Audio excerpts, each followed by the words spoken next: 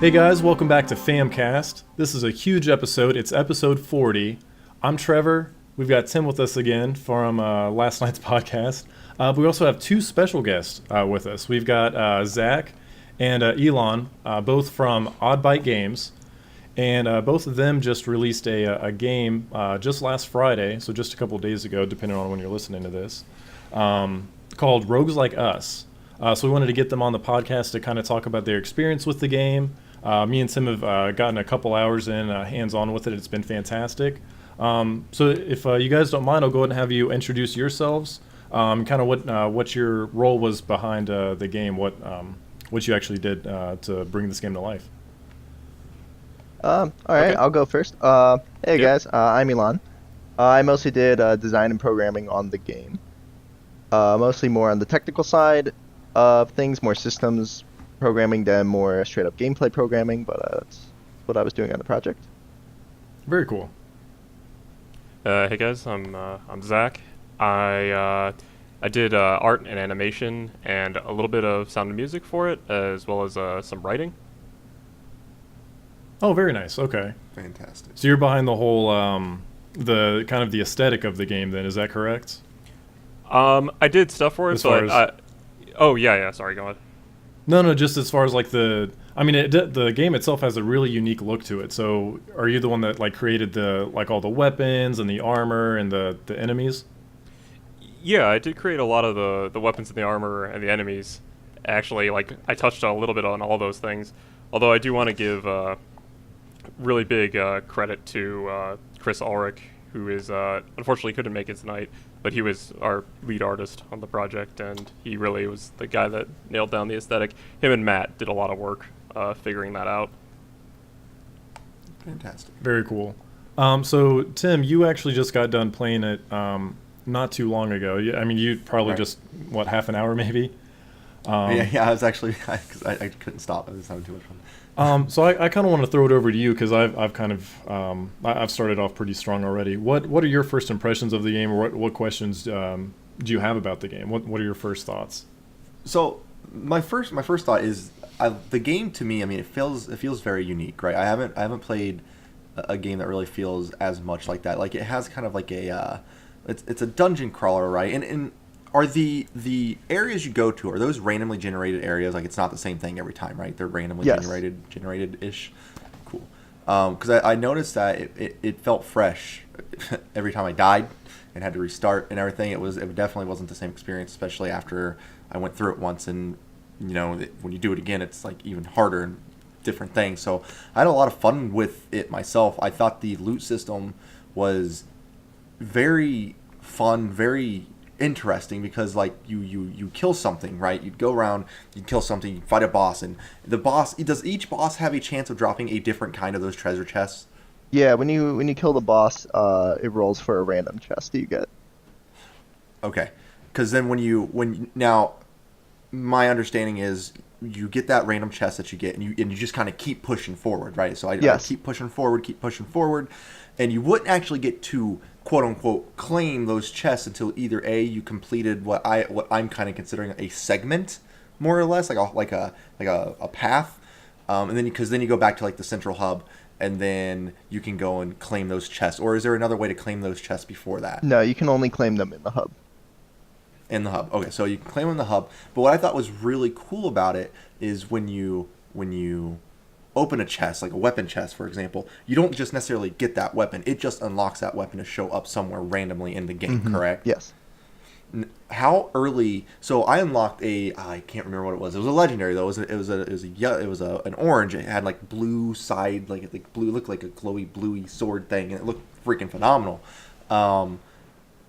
Is there a chance that I would actually find that sword like in the one of the first areas of the game when I go back through it, or are those like legendaries like that more going to be more towards like the end of the game? So as you play through the game, you'll find that the more higher ranked weapons will show up later on in the game.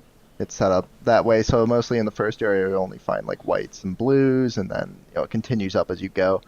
There are chances, very small chances, to find like much higher items in the earlier areas, but there's like in the first area, there's not really you probably won't ever see an orange rank Okay. weapon. Sure.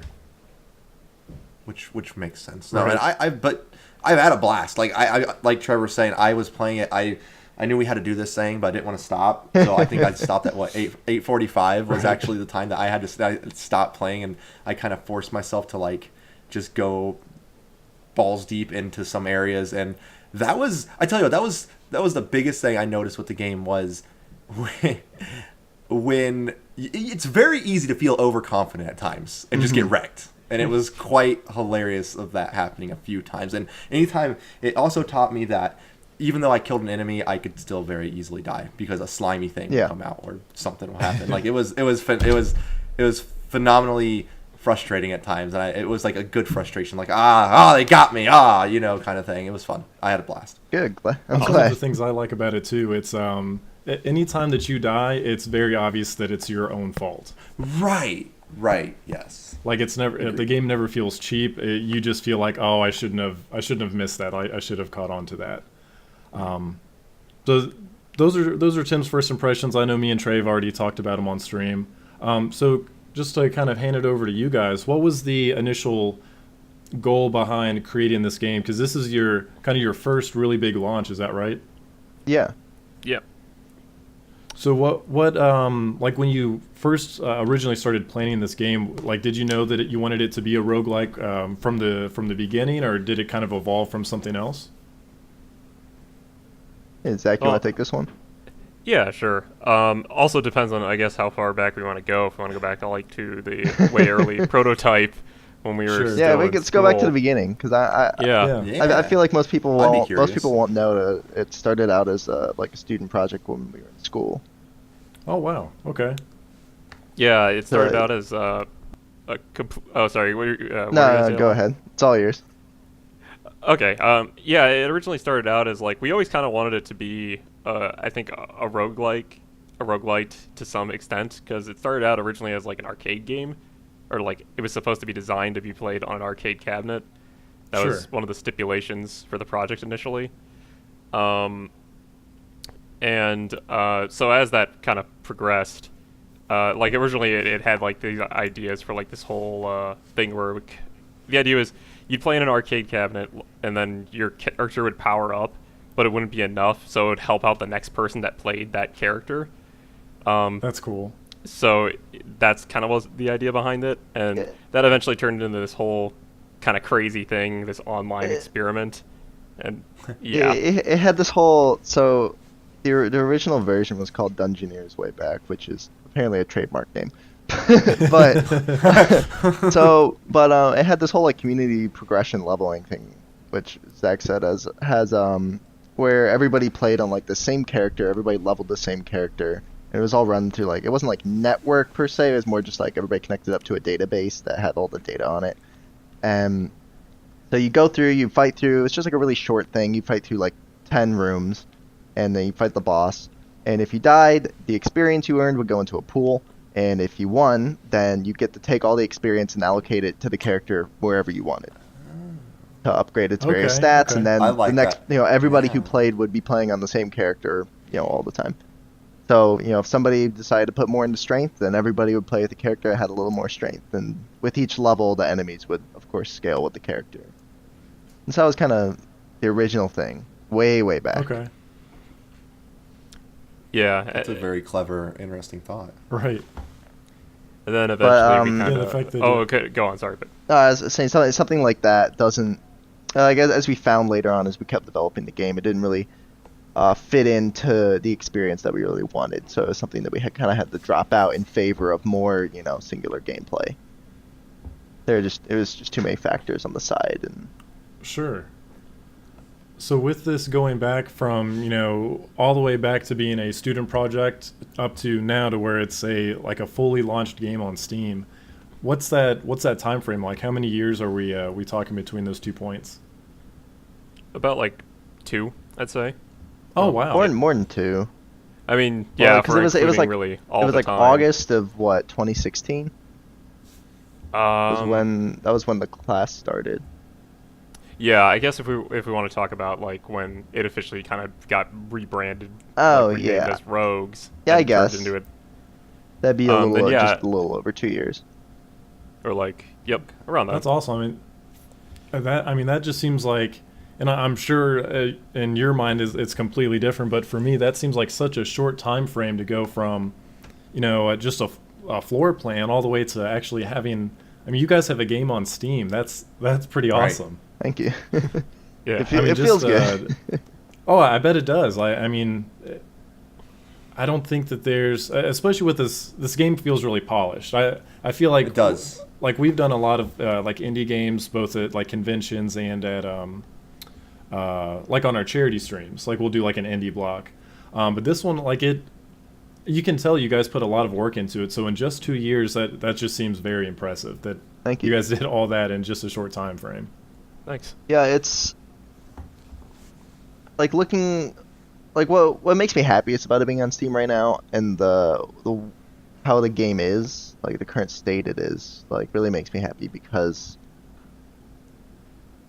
like there are a lot of games on Steam, as we all know, and Right. I'm very proud of the fact that we have a game that's full and it's complete, and it's really like, it's hard to find the bugs, except for in a Yeah. very few specific cases, but it's a very polished game, and like I'm really, really proud of the team for going above and beyond and doing an excellent job.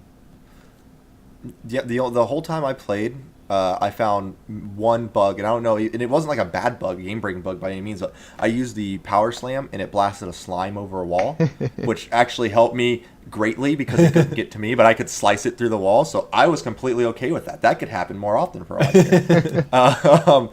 Because, like, and for a lot of our listeners out there, I know some people, they hear the word indie game, and they just kind of brush it off, right? Oh, it's an indie game.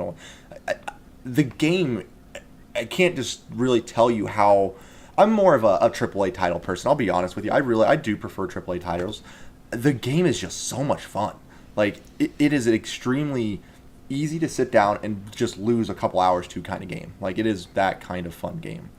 Nah, that's really what we were going for with it, especially in the whole aspect of it being a roguelike, and a lot of roguelike games really off the bat are just made to be hard and made to be difficult. And I know one of the things that ended up being for our game is it's kind of like a good entryway into roguelikes. That's like the way I like to think of it, is that it's not Sure. it's not like there's depth to it in the combat and you can do, but getting into the game isn't as difficult. Yeah, it's very it seems very accessible, but it's also one of those easy to get into but hard to master kind of things. Exactly. Like we Patience. felt, Oh my gosh. like Tim was Have saying, like patience. me and Trey felt like super confident going into it, but then we got to that water level, and we probably stayed on that level for probably an hour until we just had to call the stream. But then again, it just feels rewarding. Like you feel accomplished when you get to the end, and you understand that it's completely your fault when you die. So with you guys putting in 2 years of work, seeing this finished product, what are you most proud of, or what aspect of the game do you like the most or sets it apart the most, however you want to take it there? Hey, Zach, you can go first. Okay, yeah. I guess and one thing I'm just personally really happy with is a lot of because I was the big lore nerd for this project. I'm just happy that a lot of that all made it in there, and it all felt pretty seamless in that it's it's all optional stuff. Right. But I'm just like, one thing I'm just really satisfied with is just like how everything came together in the last like week, 2 weeks. Like I feel like we got pretty much everything we wanted in, and how it all came together. And also the last boss, I think that turned out awesome. I made the music for that, so that's my contribution to that guy. But I think that's the sweet. things that everyone else did on it are great. That's fantastic.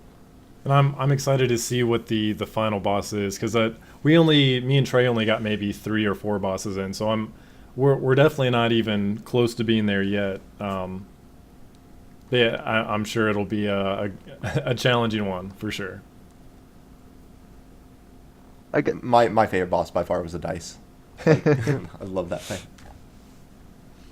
So I'd say for me, a little bit of what Zach said, which is really just how everything just kind of came together. Like, like as we go along and as you develop, it's really the last, it's like the last 10% is really where it all comes together. And as you're developing, you have all these ideas and all these things you want to add into the game, and you can't really get to them yet. Maybe they'll come at some time, but seeing the final game and how it is, it like really captures pretty much everything I ever dreamed to be in it from the beginning, and that's a really satisfying feeling to know that we got it all in, everything we wanted, pretty much. Oh yeah, I mean, to be able to develop a game and at the end have no regrets like that, I don't think that there are very many people out there that are able to say something like that. So that's great. You guys had all these great ideas and you're able to get it all into the finished product. I mean, there are plenty of examples of bad ideas going in that we had to redo lots of times, but it was always a challenge. But eventually we got there. Gradients. Briefly,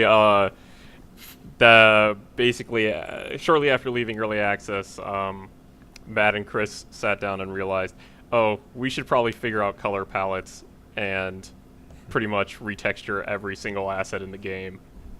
So we ended up doing that. For the longest time, we had the most horrid like weapons system in the game. Like it wasn't horrid. It was just like it was nowhere near as good as the one we have now. Because like now you go through the dungeon, you find the weapons in there, and before you'd collect the weapon, you'd be able to take that weapon into the dungeon, and so you'd end up having this like group of 70 weapons, and you'd only play with one of them throughout the whole thing, because you'd end up just finding one you really liked, and there's just no variation or depth in there, and it ended up just kind of holding the whole game back. I have to say that's one of my favorite things about it so far that I noticed was different from the early access version that we played.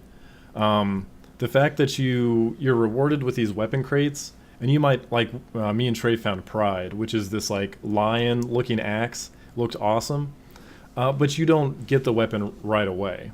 Mm-hmm. And I feel like that's where a lot of games maybe falter. Like you might be able to find this really good weapon, and then you just have it the whole time, and you're just blowing through enemies. There's no longer a challenge, but the fact that it's all random and it's really just added to this, I guess, this pool of randomized weapons, it makes it a lot more rewarding when instead of just seeing your standard like bastard swords or smith hammers, like you start to see these other cool weapons that you only have a chance to see. So you're not going to get lucky every single time, but it was just a really, in my opinion, I thought it was a really cool way to handle the weapon system. Thanks.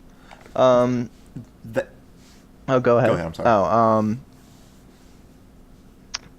When like between different games, they kind of choose whether to let you use your reward right away or not. I guess it really comes down to what you end up having to sacrifice for allowing. So like on one side you have players can use something that feels good and is awesome and they want to use every single time, but how much do you have to sacrifice in gameplay for that? And for us, it ended up being a lot, so it ended up working out really well this way.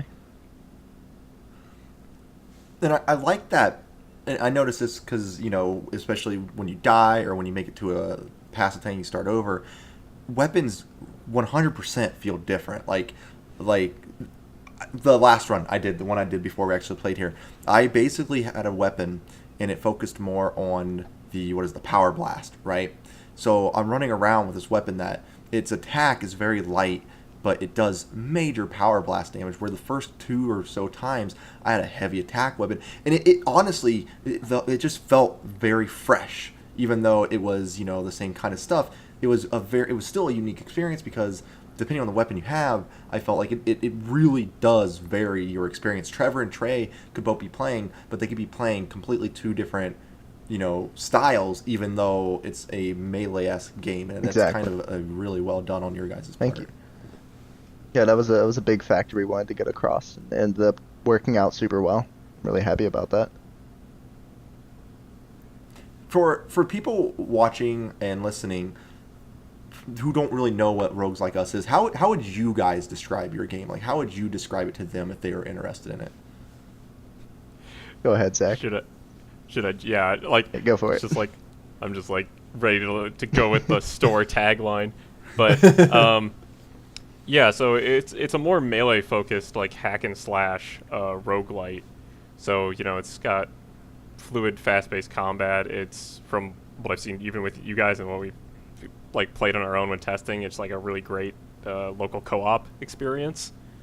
So you go through a procedural dungeon every time. At the end of it, you fight a big boss, and then you progress and unlock more gear and loot, and you keep going until eventually you fight a big bad final boss.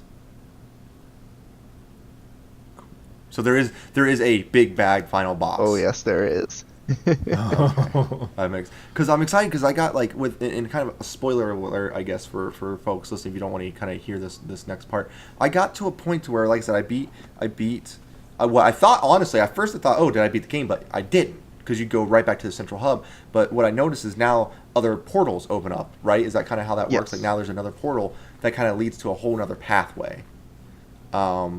And I went that pathway. It was like a sandy pathway, and I went that route. And I didn't complete that route yet because that got crazy fast, like in a very fun way. I mean, it got crazy real fast, and all the enemies are blue instead of green, and shooting out spiky balls instead of just little darts. Like it was nuts.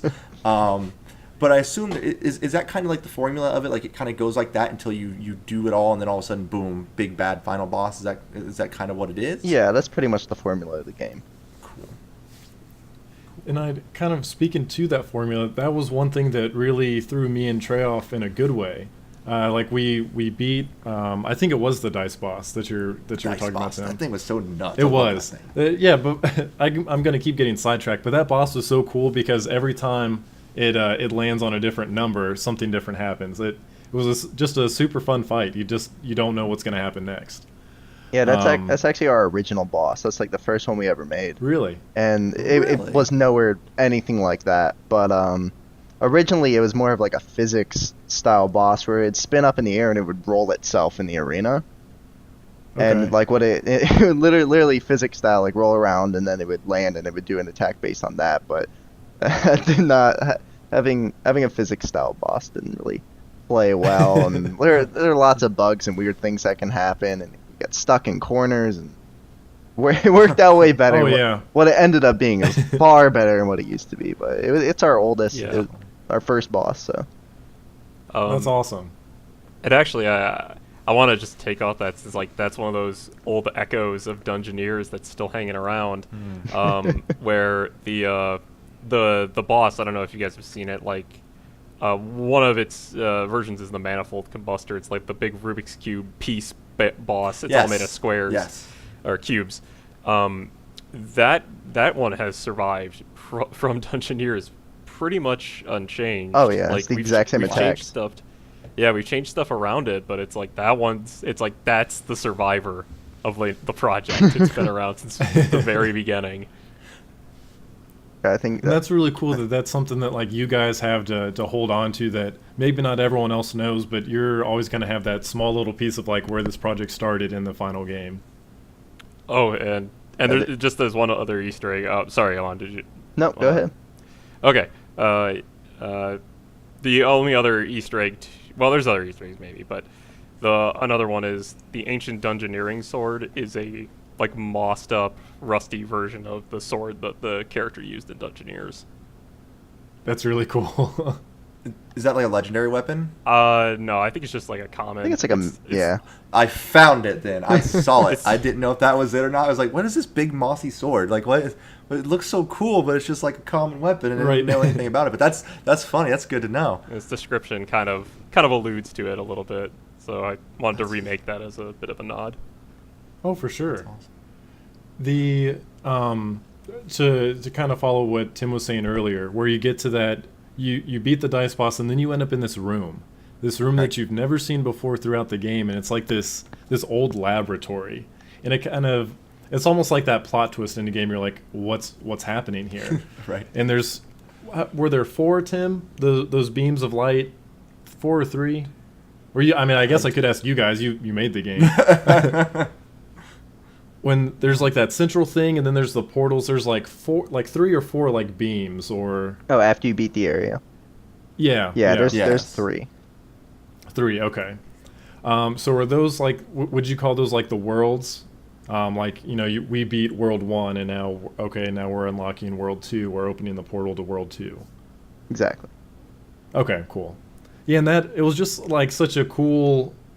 I don't know. You're just so used to the like, go through the portal, beat the boss, go through the next portal, beat the next boss kind of thing. But then you end up in this completely random spot, and that's where like the lore kind of takes over. Mm-hmm. You're like, okay, now I really want to know more about what's going on here.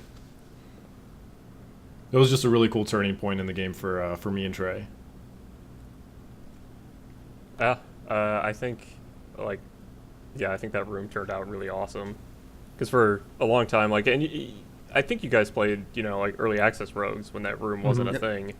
Yeah. So, yeah. This was the first time we had seen it. It was always an idea we had, like way back. Not like super far back, but quite a while, where we were just like, we really wanted this room at the end to kind of link everything together, and it didn't really come together for a while, but it was something we wanted. Yeah, it really pulls things together. It does, yeah, and it makes it so it not that the game ever felt tedious, but it almost like breaks the mold to where like you're kind of like brought back. You're like, it's just a complete shock because you're so used to this regular formula. And then all of a sudden you're like, okay, what's really going on here? Right. And that's where it's cool to kind of go back and look through like the lore you might have collected, which I haven't checked it, but I think that's what it was. Like I found this page on the ground, so I think that gets added to like I guess what you'd call like a library, to where you can go back and like reread the lore that you might have found. Is that accurate? Yeah, there's like the archive building, and in there there's like a few books and like the bestiaries, and then there's a journal that has all those pages you collect. So how many? Because there's a lot to collect in this game between like the different dyes, the armor sets, the weapons. How many? And I'm not sure if you know this off the top of your head, but how many collectibles altogether do you guys have in this game? I think, I mean, if we're including like all the journal pages too as them, because there's like probably somewhere a little over like 170. Wow. Okay. Because that's one of the another thing other than like the other collectibles. I really love the armor sets. Because you start off with basic armor, you can recolor it from the start with whatever dyes you have. But then it's cool to kind of get the different colors as you go along. Even if you're dying, you still might get a dye chest from the end boss. And then I just noticed you get set bonuses, which is even cooler. Like I got the frog helm, which by the way is my favorite piece of armor. I think it's going to be really hard to top that. I'm really thing is glad awesome looking. that people really like that one. That one is really good. It's based off of what a have real you thing. found so far, Tim?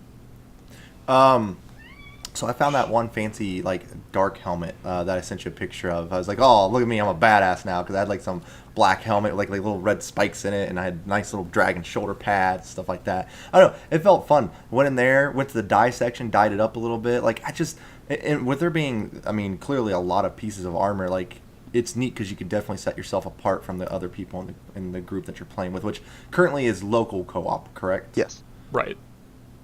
Although you can use third-party tools to play. Like we used this one called Parsec, and they worked out pretty well, and I've done it a couple times with friends. A lot of fun. There you go. Hey, look yeah, at me! you guys Look can at see me! Yeah. that was me. I was like, look at me, I'm a badass now. It was so fun. And, kind of to hit on something we talked about a little bit earlier, one of the coolest parts of the combat in the game, like Trevor was saying, is that I never felt cheated when I got hit, right? I always felt it was definitely on me. And in a game like this, it's nice to see that almost every boss, and every enemy for that matter that I've at least seen so far, there is a rhythm to them, right? So there's and as long as you can be patient and figure that out, it's always 100% a fair fight. It's just a matter of whether or not you screw up or not. Exactly. Which was awesome. I love games that have that kind of formula because you can figure it out. You just have to have patience. Yeah, we did our best to give the players all the tools they could to tackle any situation. Like if somebody really wanted to, they could go through the entire game without getting hit once, and that's how we wanted it to be. And there's a lot of depth. There's a lot of little things in the combat here and there that you'll find as you play more, like with iframes we have here and there, or being able to cancel out of attacks and abilities, and really allowing the player freedom to if they can find it.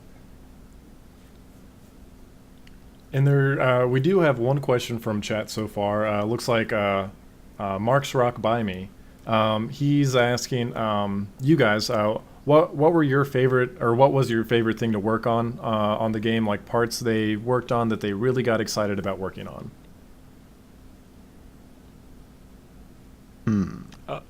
Zach, you want to go first? Yeah, sure. Really, it's just a lot of the stuff that I worked on, because I kind of jumped from like a chunk of things to do to another chunk of things to do. So for a long time, I was just making like weapons and armor, and that was a lot of fun. Until I started running low on ideas for weapons, and then Matt came in and he made some really awesome stuff. But it was also really awesome. This is the first time I've really properly composed music. There's most of the dungeon tracks are all by Prin, but I was able to do a few tracks here and there, so that was really fun and cool to do.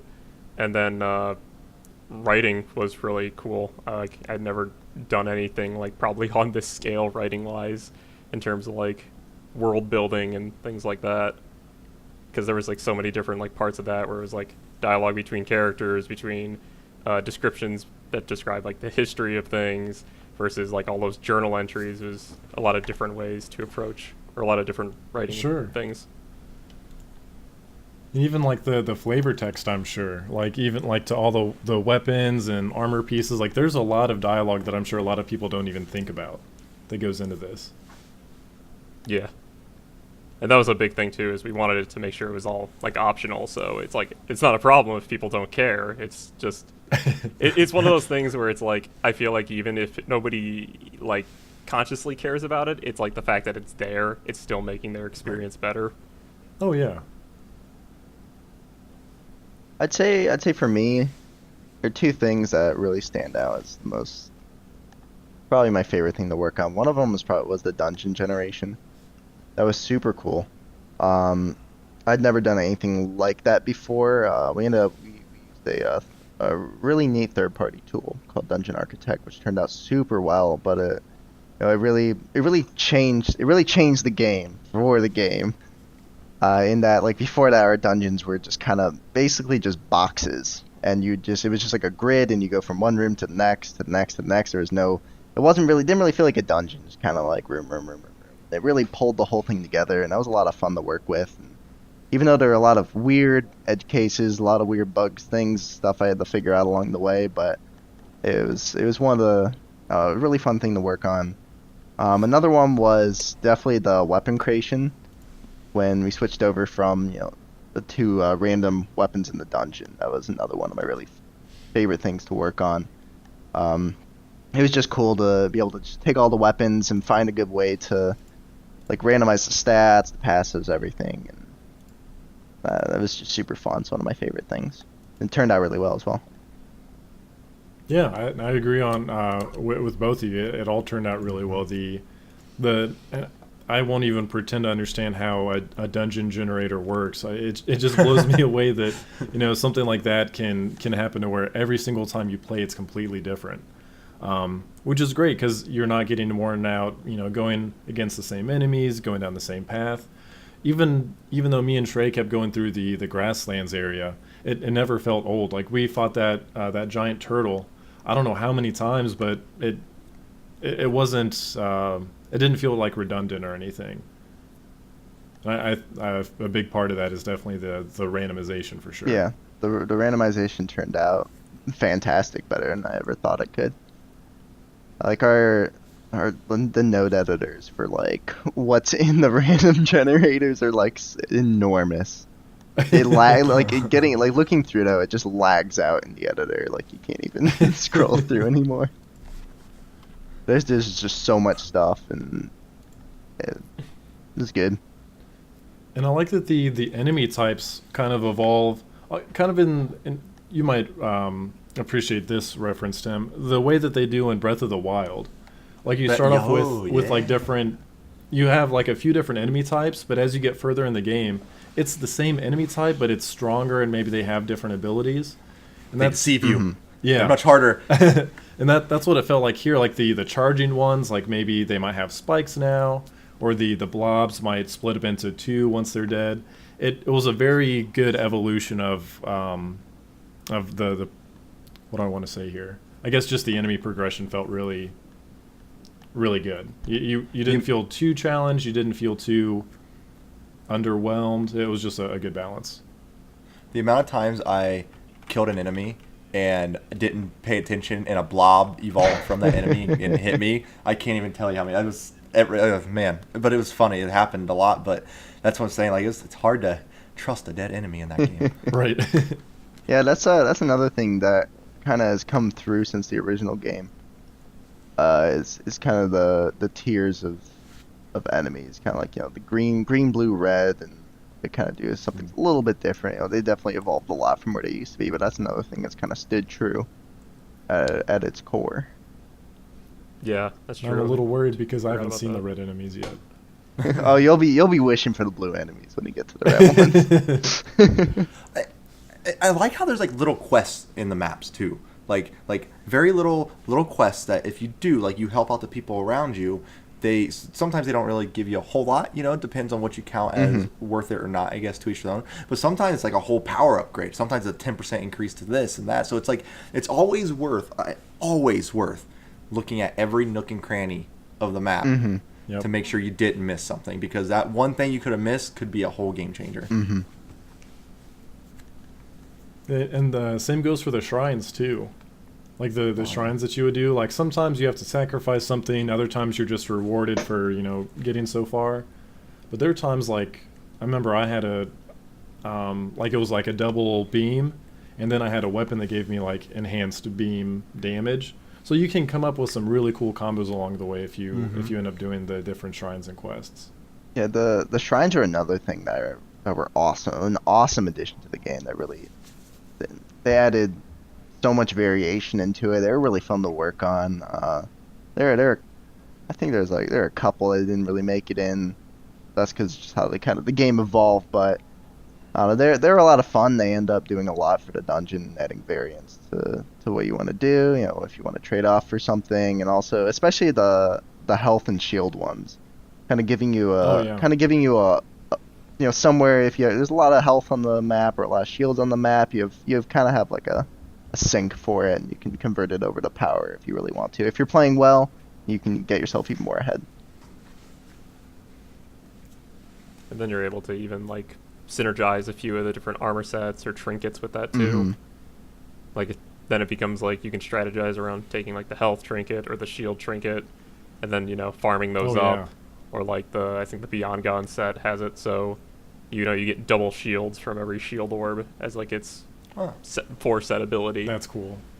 That is fantastic. I think the one that I got that felt really good was the whenever you kill an enemy, there's a chance you might get like a health piece afterwards. And man, I felt invincible there for a while. I was just like mowing through enemies, staying at full health. Got a little overconfident and ended up dying, and Trey had to bring me back to life again, and we repeated that until death. I had a thing. Oh, I'm sorry. I was saying I'm personally a huge fan of the corrosive vial. I'm all about the critical strike. Ah, yes. Oh yeah. Yes. That makes sense. I had a thing that gives me like a shield every time a fight starts, right? So basically, I get one free hit every time a new like little arena starts, and that was really nice. And like I noticed when you complete a path, you go to the next area, you don't have that equipment anymore, right? So when you complete a full path and you go back in, you don't have that equipment. So it's kind of like you're starting fresh, right? As in when you go back to the hub. Go back to the hub, right? So you complete a whole path, go back. I like that aspect of it because you can have a run that like you did phenomenal. You got all this awesome gear, this great stuff, and you just ran through things. But once you get back to the hub after you beat that path, it doesn't matter anymore because now you got to start back from scratch, and it's even harder. Like that was a really fun little tidbit of just difficulty added to it. Yeah, there's a lot of very like small difficulty additions as you play through the game and as you complete areas where some of the harder stuff starts showing up in the earlier areas. Just like little things, like because obviously as you complete the areas, your own personal skills increased, and the game needs to reflect that, or else it'd be too easy. Right. Right. Trey has a question here. Hey, Trey Live, also from For All Manakind. He's saying the music is incredible. What are some inspirations for the soundtrack? I guess. Oh, sorry. Go on, Alon.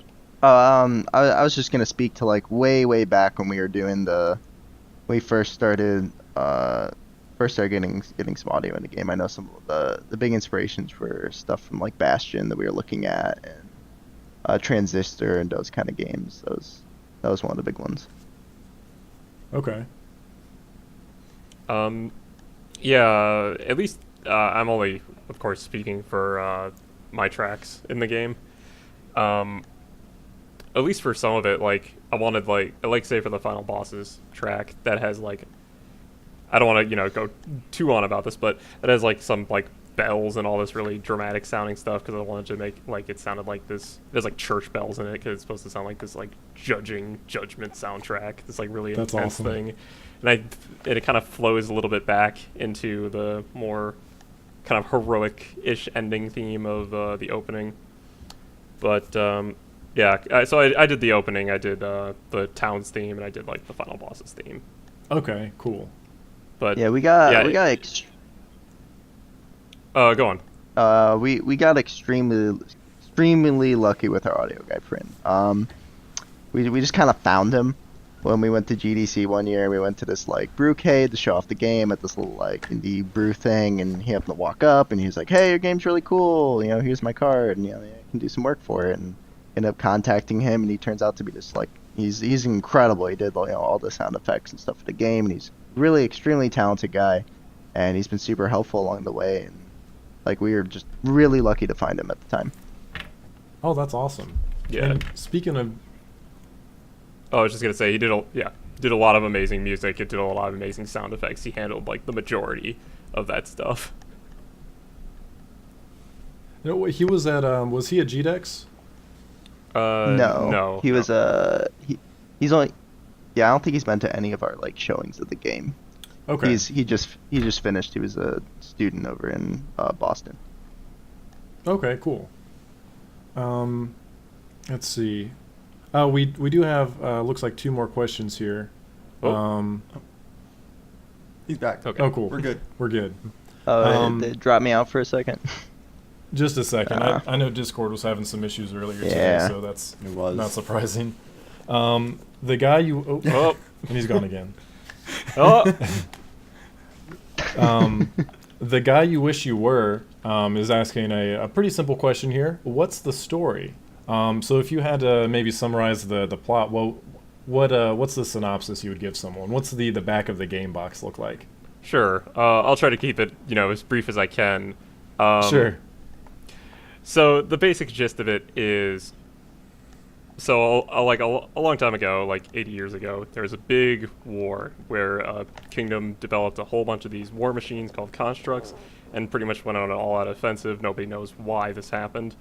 All the other countries, kingdoms of the world, united and fought them back, and they stumble upon their capital, which is mysteriously already destroyed. So, and then fast forward like all this time, these old war machines, the constructs, they're all waking up again for some reason. And now these lands, they're all forbidden because nobody wants people going over there because the capital just kind of mysteriously vanished and nobody wants to go poking around there. Right. So now it's become a town so there's Recluse, which is a town full of outlaws. So everyone's over there just kind of squatting because, nobody can catch you there. So Right. you end up hearing a rumor about all this stuff going down, and there's a reward being offered. And whether it's because you're virtuous, you just want to help people out, or it's because you want that reward, you head over to Recluse to go and help people out and stop the constructs. It kind of gives me a little bit of a like a near Autonoma vibe. I I don't actually, know if anyone's ever played Nope. that, but I- it has to do with kind of like these machines being built and no one really knows like where they came from or where they're coming from, kind of thing. okay. I hear but- constantly good stuff. I need to play it at some point. Oh yeah, yeah, it's fantastic. But yeah, it's I like where that's going because there's so much mystery surrounding it, and without beating the game, I can only speculate that we'll probably see more of that, especially involving that room that me and Tim saw. I'm sure we'll definitely discover a little bit more surrounding that too. Now, Mark has another question here. He's asking, how does it work for co-op loot-wise? Do you get separate loot or single loot? And that one, I think even me and Tim couldn't answer. But and correct me if I'm wrong, guys, but it's shared loot. So everything, you kind of have to be strategic about who gets what weapon or armor pieces and upgrades. Exactly. Right. So like the buffs and stuff during a run, those are all like you kind of gotta share them and decide on, who gets what. But like your unlocks, like dyes and armors and enchantments and weapons that appear in the world, that's all shared. So if you want, you're not limited to. You can both wear the same armor set once you unlock it, or use the same dyes and stuff. Do the enemies get harder the more people you're playing with? Yes. So the enemies themselves don't get more difficult with more players, but the bosses have more health, I believe. Correct me if I'm wrong, Zach. Okay. Oh, sorry. What? No, never mind. You're good. Okay, I figured. Now, since you guys have this, the game is launched. What's the next step for you guys now? Are you going to, obviously, as games go on, you have to continue ironing out like different bugs that might pop up or different updates like that, I'm sure. But what about do you have any plans for DLC or any other conventions you guys plan to go to this year to show the game off? So, yeah, right now, we're mostly just looking at like bug fixes. And Sure. As far as conventions go, unfortunately, I don't think so. A big thing for me is just still reaching out and trying to contact people to get some eyes on it. Because Sure. unfortunately, I think we're starting to get a little bit buried in Steam now. I think that process is starting. But we're going to start bringing it to as many platforms as we can, as many storefronts. Like we're trying to bring it to just like probably tomorrow or within like the next week to Game Jolt and Itch and Kingwin. And we also want to port it over to the Xbox eventually, and then hopefully we can go to some other consoles from there. Can I get achievements? Will I be able to get achievements in this game on Xbox? Oh yeah, actually that's a big thing we do want to add in a patch. We do want to add achievements for all versions. Yeah, we've had some nice. issues with Steam's API with the game. And it'll I will 100% this. Yeah, we really want achievements. Don't you worry. Have you guys seen, because I've seen a lot of people like with different Twitch streams and YouTube videos, I've seen a lot of people play this. Have you guys seen any like anything really crazy or any speedrunners or anything so far? Yeah, there's actually been a couple of people who have speedran the game or speedrun.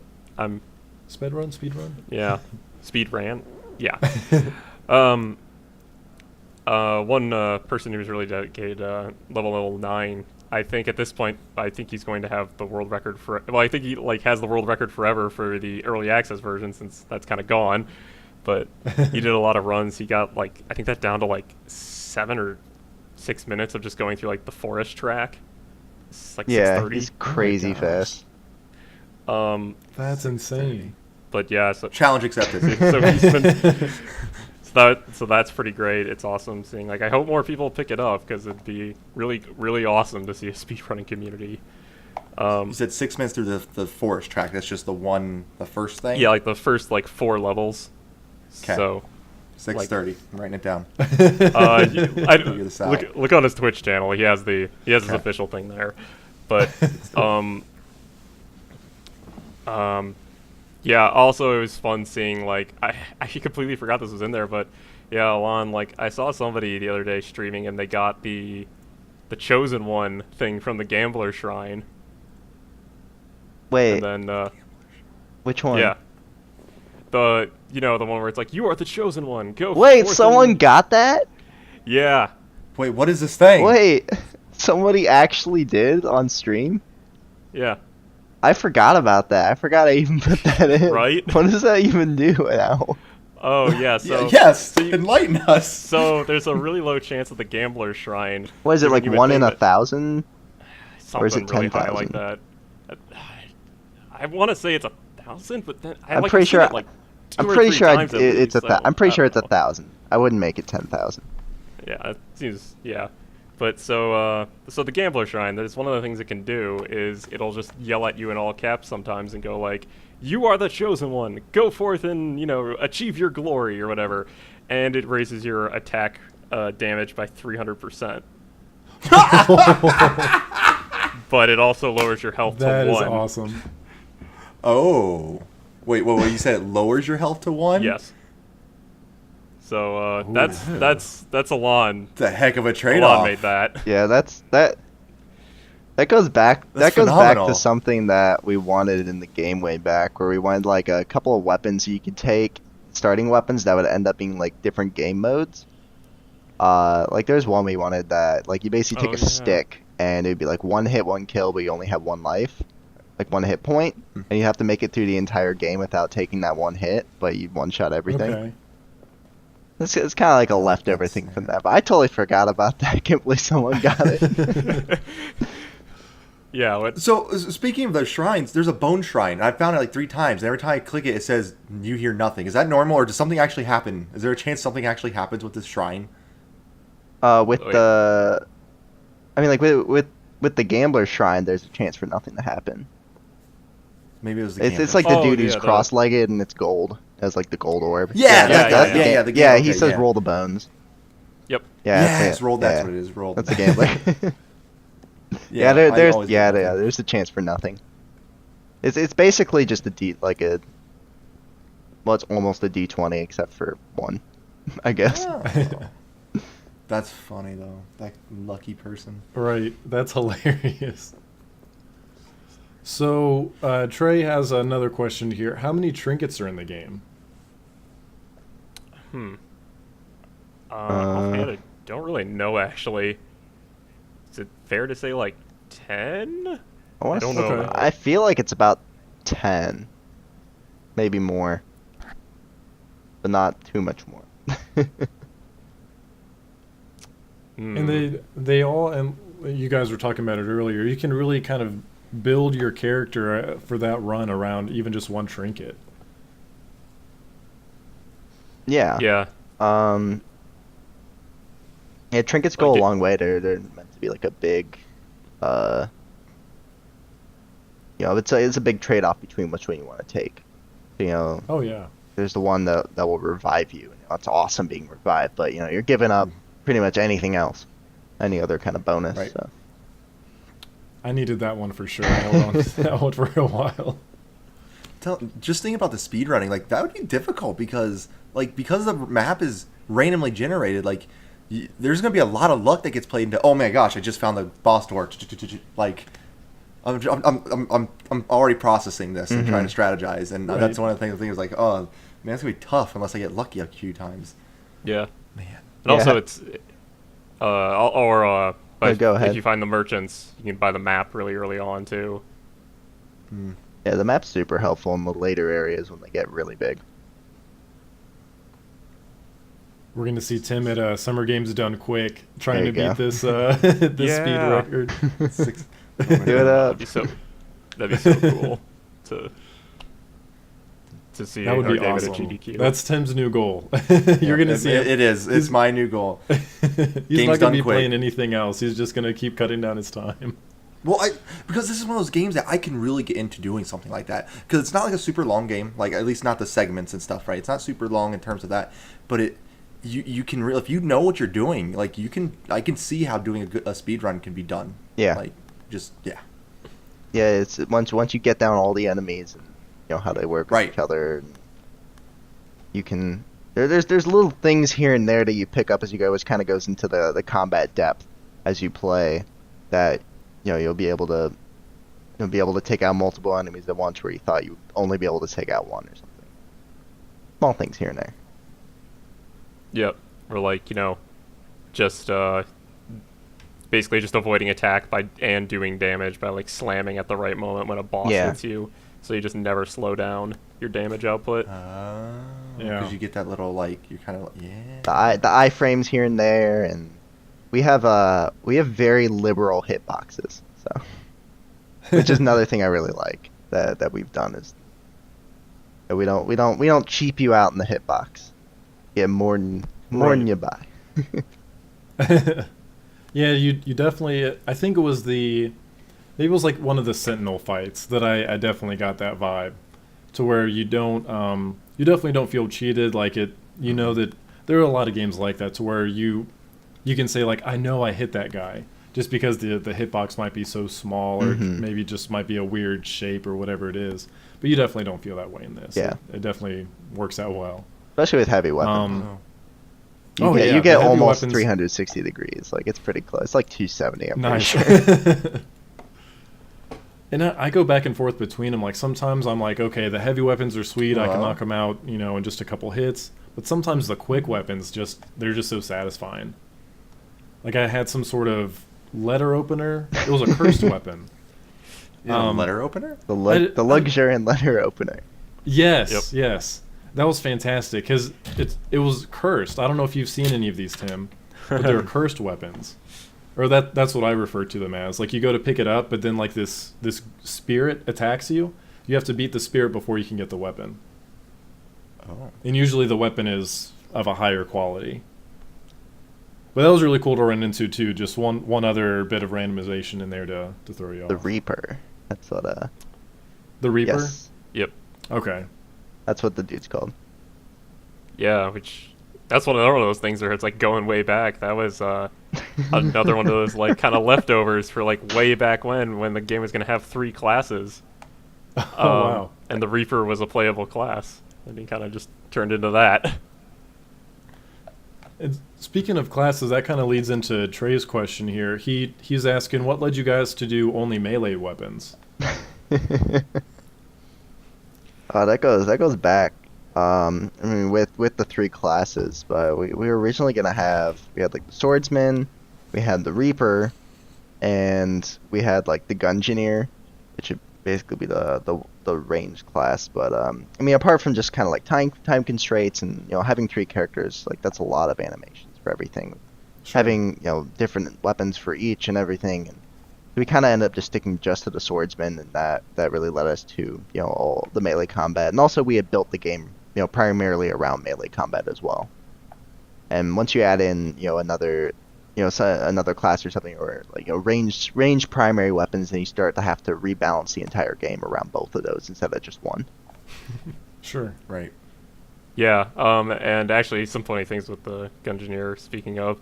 That was, I think, around just right when Enter the Gungeon was either announced or beginning to become popular, or just about to come out. So, like, because like our game's Dungeoneers, we'll have a Gungeoneer. Aren't we really clever? And then Enter the Gungeon comes out, and it's like, oh, all right, I guess. Not our pun anymore. Gotta scrap it. Right.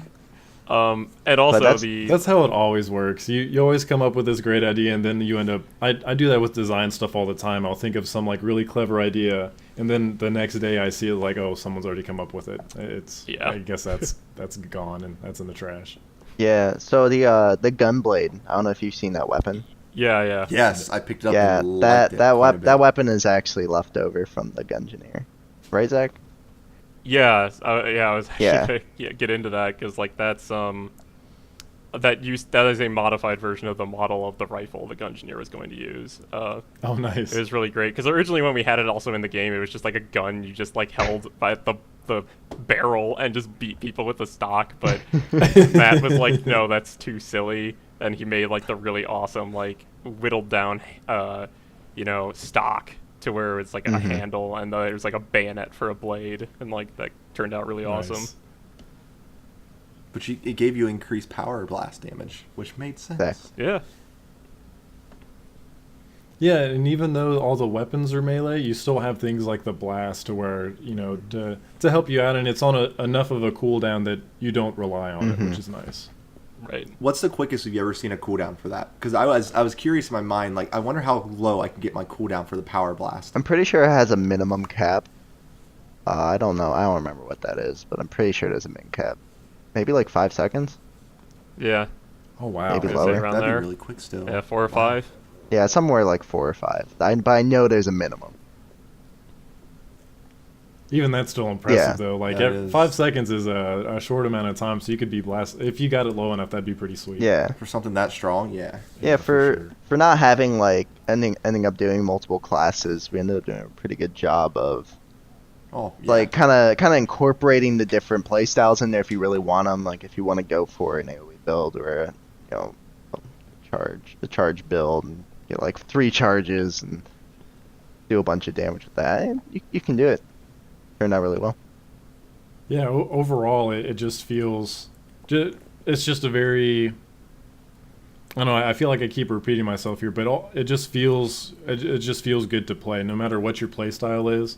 It's always refreshing, like Tim was saying. I think it'll be great even once you bring it. It's great on PC. I'm a PC gamer myself, but just being able to bring it to these other consoles, whether it's Xbox, PlayStation, or if Nintendo, kind of gets their heads right here, I would sell my soul to get this game on Switch. I was gonna ask that. I really was gonna ask if you thought of bringing it to Switch. We tried asking them, but they're not too keen on us yet. So Oh. maybe we just have to keep bugging them. Yeah. Just do it. Right. Maybe Yeah, I it's- mean, I think after they see at least everyone that we've shown the game to, everyone is just blown away. So I'm sure after this launch here, they'll have a change of heart because it'll be the perfect game for the Switch. I know, It just feels, especially it with the would feel so local great. co-op, and you can do Right. Right. Joy-Cons. It's ready. It's ready. It's ready. It was made Switch for the ready Switch. today. Snap. It would be so. Dude, I would take that to E3 this year, hands down. Right. Like on the plane, dude. On the plane, we could play it sitting together right there, side by side. Done Right. deal. Oh my gosh. Everybody We'll yell at be the, Nintendo, please. We'll be the first to give that right. Everybody contact we'll your give that, Nintendo representative. Let them know.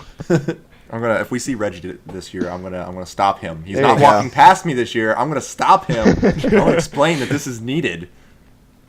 We ran into Reggie like almost every day at E3, but he would never stop to talk to us. Like we made it a point to like go to the same spot after the convention every day, and every time we would see him, and he's just like, no. Like, damn man, come on. Yeah, we'll definitely we'll definitely corner him and say you've got to change your mind on this, Reggie. Bring it to bring him into Exactly. Smash Brothers. And he'll be like, who? Oh, man. Oh, No, That'll by then be the we'll announcement. be super famous though, right? right, of course. Yeah, game will... Yep. The Rogue from Rogues Like Us is the new challenger in Smash Oh, Bros. you could could do an work. It's the amiibo, announcement that with no all one the will see different armor. coming.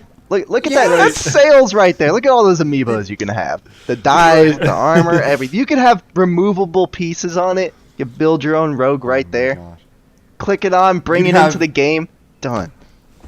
You have accessories for your amiibo that you could buy separately. We have a Right. market plan for you, Nintendo. We just want the game on your system. Just please let it happen. Right. We've done all the hard work. All you have to do is say yes. Right. We like your 'Cause, amiibo idea, trust me, I've but- seen some pretty interesting games on the Switch that I feel like probably should not be on there. No, Yeah. there's a lot. There's Neo Geo games, and I'm just like, what is this? It's yeah. it's mostly about who you know with getting Yeah, onto the I Switch. believe that. So you need to find the right Wow. people. We're gonna. And it's only a year old, Yeah. so I'm sure there's still a lot more to happen there for sure. And it just launched, right? So it's only a year old, but it just officially launched, and Right. I think as the game gets bigger, and I'm fully confident it will. I think you guys created an absolute gem here that it'll bring a lot of attention, and I think that'll help too. Yeah, I hope so. We'll be making those YouTube testimonials saying how like Rogues Like Us changed our life, and starting one of those petitioned or change.com petitions. Send it to your congressman. Right. Call your congressman today. I think we're on to something here. You heard it here in chat first. Go sign the petition that we'll have up and running sometime. Go sign it right now. Rogues on Switch. Rogues on Switch.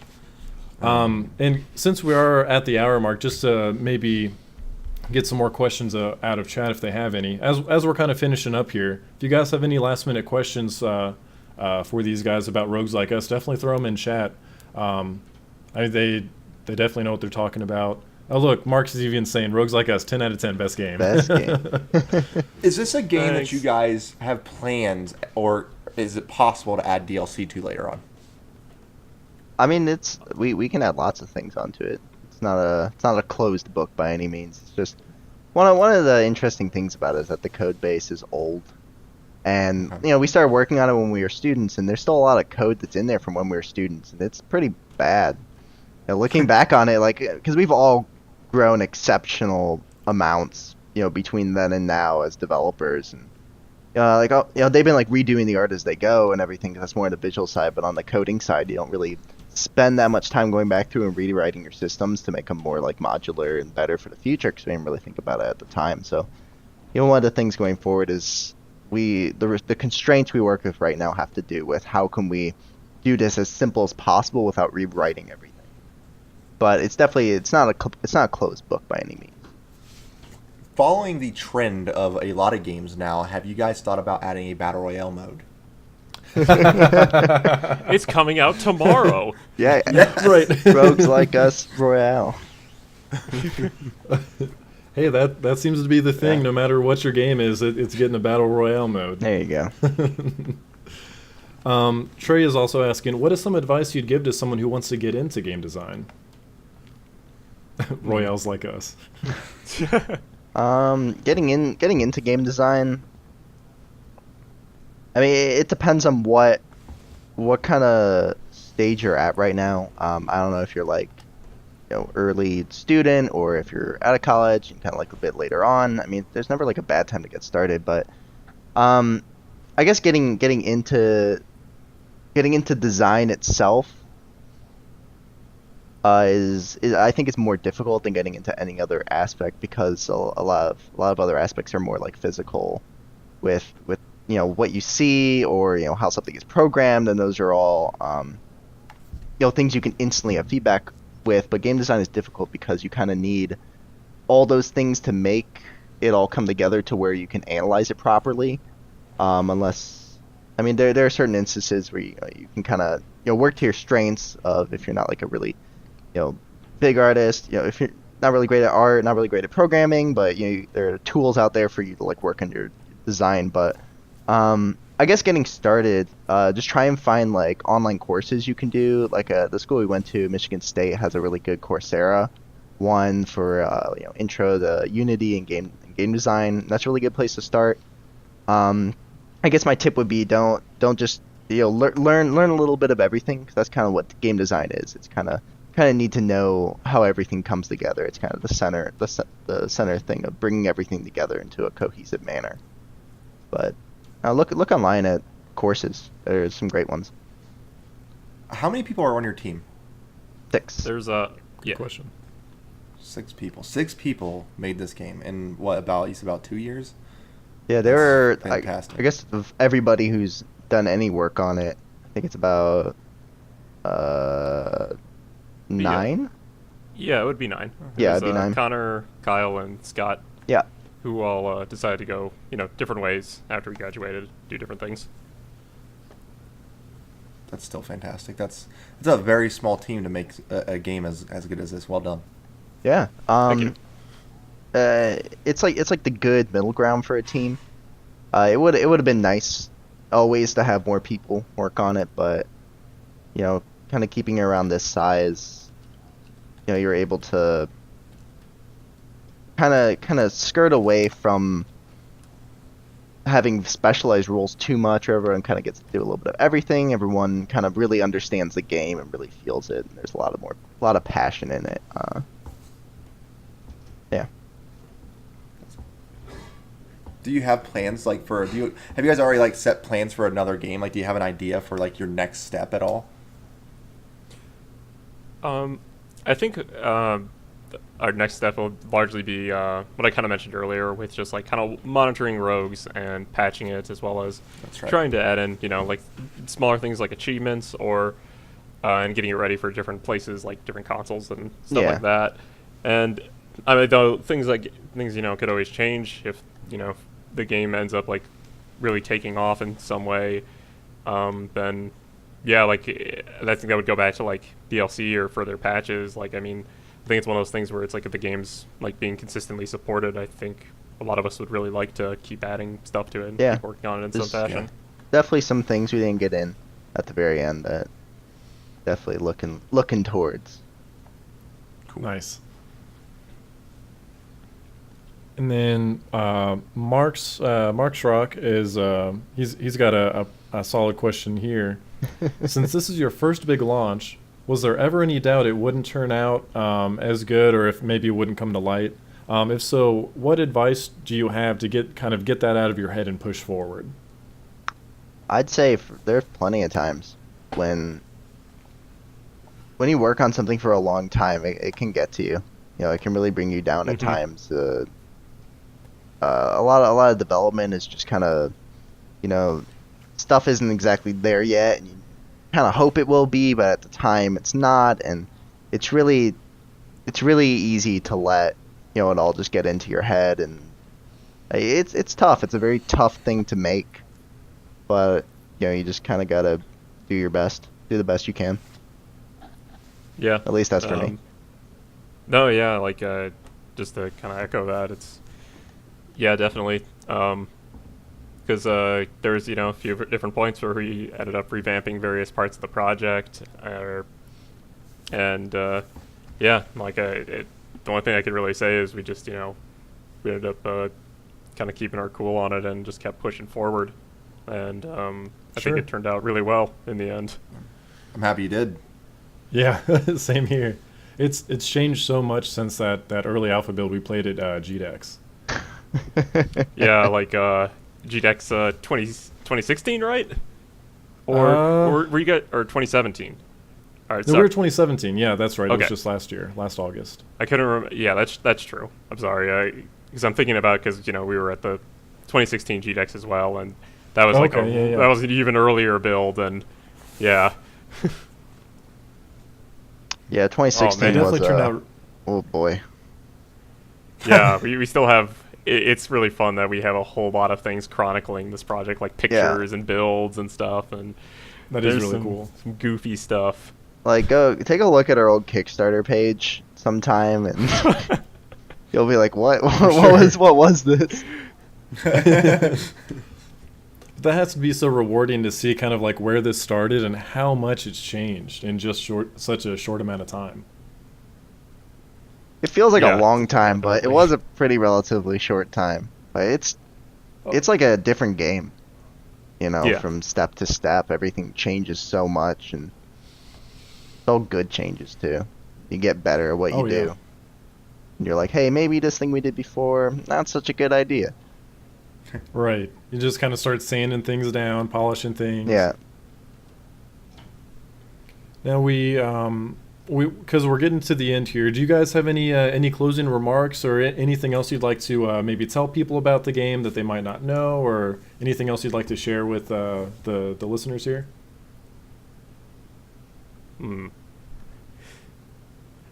I mean, I guess personally, like, the only thing that's coming to mind is just want more people to look at it, to check it out.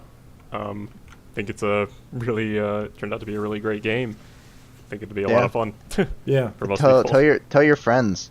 If you know somebody who likes this kind of game, let them know. It's a fun game. Everybody I know who's played it has had a really good time, and they really enjoy it. And it's we're a small group. We don't really have the the means to get it out there to the masses. So we rely on you guys and word of mouth, and just playing the game, showing it off to a friend, having them come over and play co-op even, Absolutely. just getting more eyes on it. It's really what matters. And if you played the game already, thank you so much. I hope you enjoyed it.